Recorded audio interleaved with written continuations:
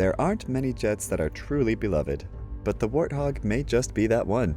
Tom Cruise may have played an F-18 and F-14 pilot in the Top Gun movie, but in a movie about the Warthog, Tom would himself be strapping on cardboard wings to play the iconic jet. But is the Warthog doomed? Has its day come and gone? What could have brought down the jet that could take a Stinger missile to the rear and just keep flying?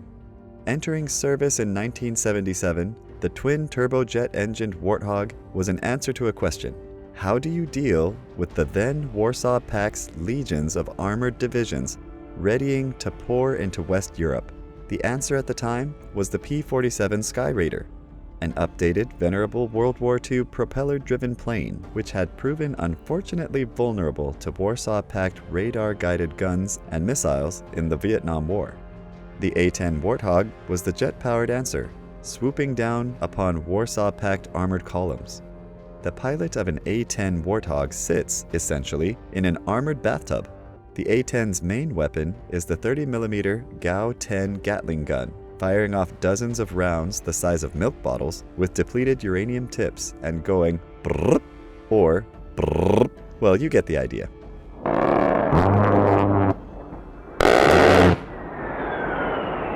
Which any aviation nerd can describe for you while spitting all over your face. Its mighty gun is the size of a VW Beetle, a fact beloved of aviation enthusiasts who probably drive a Beetle or whose mom gives them a ride in one. That was a joke, of course, but still, probably could be true.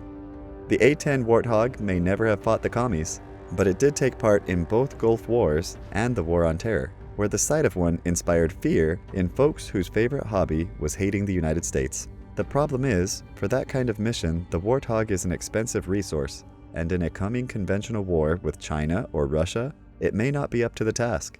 The A-10's strongest advantage is its armor and redundant systems. It could appear and take some truly astonishing damage from anti-aircraft missiles and guns before unleashing its own payload of missiles, bullets, and bombs.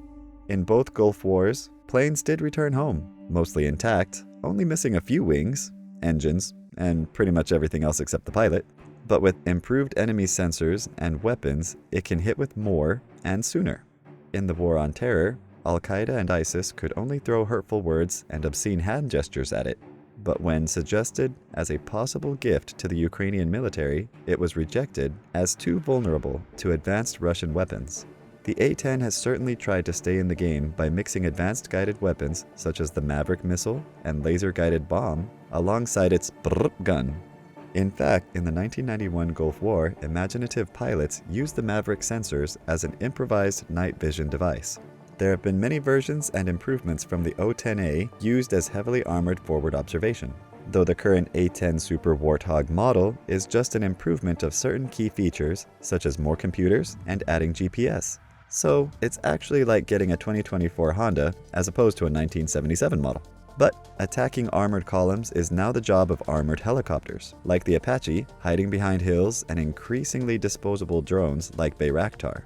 There's still a role for the close air support plane against enemy forces, but the A-10 may just be too much plane for that role. In fact, the Air Force may be going full circle and returning to a propeller-driven solution. And what's even more curious, they are buying abroad. Enter the A-29 Super Tucano. The A-29 Super Tucano is a product made by Brazilian firm Tucano and is related to similar agricultural planes that the company makes. The A-29 seems to be just as happy spraying bullets as it is fertilizer. It comes highly recommended by U.S. Special Forces and other international elite forces. The loiter time, measured in hours, the 1,900-mile range, and the ability to carry everything from laser-guided rockets to sensor pods make it a popular choice. It comes with twin 50 caliber guns and can carry almost 4,000 pounds of supplies.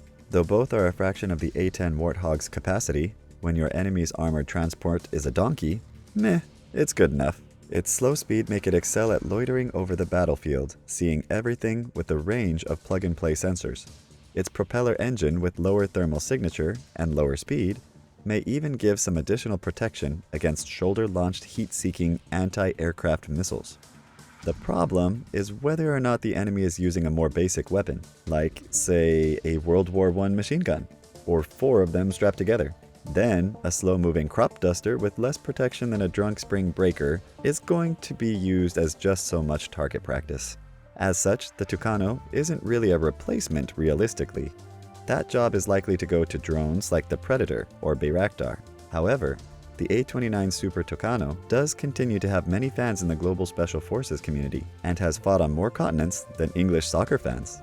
But in the end, can a Brazilian lawnmower with wings do the job previously reserved for the USA's Boss Hog? Who knows? But it'll be a sad day when the last brrr is heard.